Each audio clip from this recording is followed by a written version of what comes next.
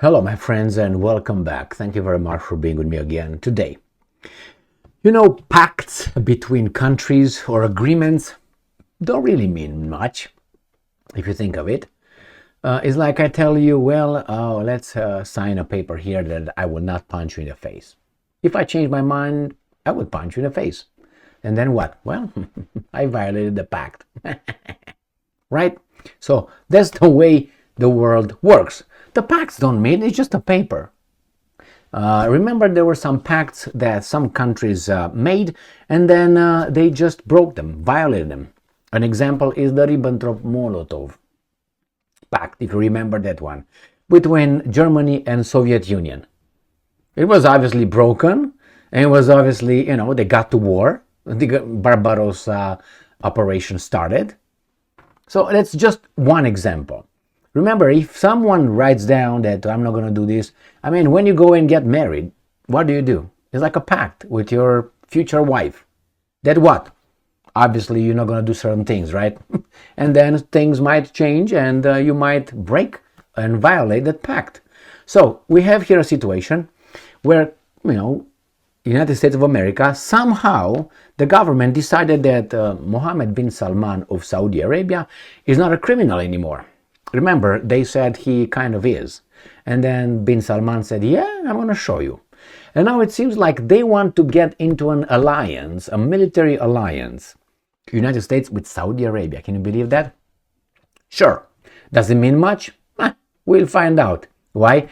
I think, if you remember, Ribbentrop-Molotov was signed between Germany and Soviet Union, so the Germans have their back kind of covered, so they can take care of the Western Europe, which was France, right? So Poland, and then these guys declared war, and then he get and destroyed France in 3 weeks or so? Remember, that's how it was.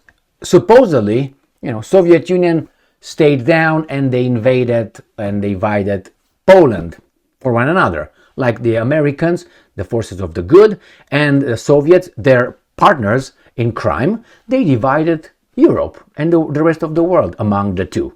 So what's the difference? When you make a deal with a criminal, which Stalin was 100% the Georgian, the Soviet communist Georgian, what makes you be?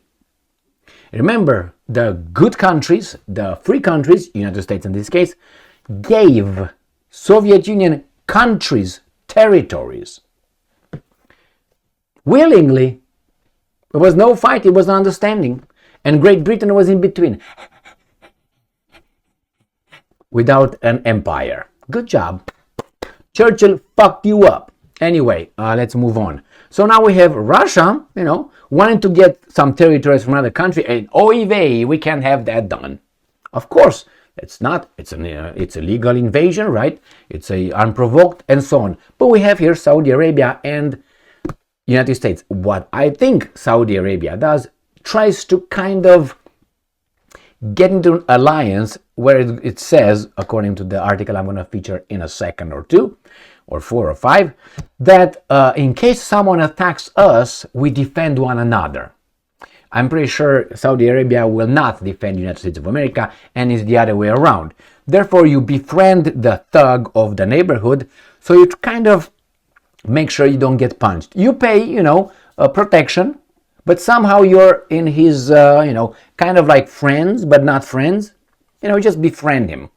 Give him some money, oil, give him some toys, give him some your bicycle and so on. That's what you do. Sometimes to appease the bully, right? The bully can turn around and fuck you up, obviously, but at least you have more chances to survive if you are in the grace of the bully. So let me show you this little article here. All right, and here it is. New York Times, Biden aides and Saudi explore defense treaty modeled after Asian pact. If that is mutual and it's on equal terms, okay, but I don't think Al Capone has equals. All right. American and Saudi officials are discussing terms of a mutual defense treaty against whom? Russia? That would resemble the robust military pacts that the United States has with its close allies, Japan and South Korea. They're allies because Japan and South Korea, they both have a lot of military personnel in the United States of America defending it from, I don't know, let's say Mexico. Or they have military infrastructure in the United States because they're allies. No, it's not allies, it's protection. You protect me because Al Capone creates problems, then I'm going to protect you. Luciano wants to get your bar and gets on your territory. Therefore, I'm going to protect you from Luciano. But hey, you pay. Okay. And we are allies. That's the alliance. All right. So, pacts that the United States has with Japan and South Korea, a central component in President Joe Biden's high-stakes diplomacy to get Saudi Arabia to normalize relations with Israel, according to U.S. officials. They said, I read an article or two, they said there's the title, that's dead. Supposedly the Saudis said, well, we have reservations with that. Well, I don't care. I hope they all get friends and so on. Under such an agreement, the United States and Saudi Arabia would generally pledge to provide military support if the other country is attacked. So when the United States is attacked by Cuba, Saudi Arabia will help the United States of America. Got that? Okay, now that we know that one. But if Saudi Arabia is attacked by, Malta, the same. United States will help. So, pledge military support if the other country is attacked in the region or on Saudi territory. Wait a second. What's this? Under such an agreement, the United States and Saudi Arabia would generally, like it's a vague thing, provide military support if the other country is attacked in the region or on Saudi territory. So if American troops will be attacked in the region, Saudi's region, not US's region, then Saudis will help. Or if the Saudis are attacked by someone else, the Americans will help the Saudis. So you see, Saudis will not defend the United States from Mexico or from Cuba. No. They're going to defend the Americans if they are attacked by the Russians in Syria. Let's say. Fuck me, Freddy. Oh, man. So this is it, my friends. This is it, the new alliance, okay? Saudi Arabia just joined the BRICS, and now they make sure that they got their back covered and the bully will not attack them. So they appease a little bit the bully. That's what Al Capone, I'm saying. That could be one interpretation. There could be many. But I think this is the one, to me, sounds the closest to reality. So, my friends, good job.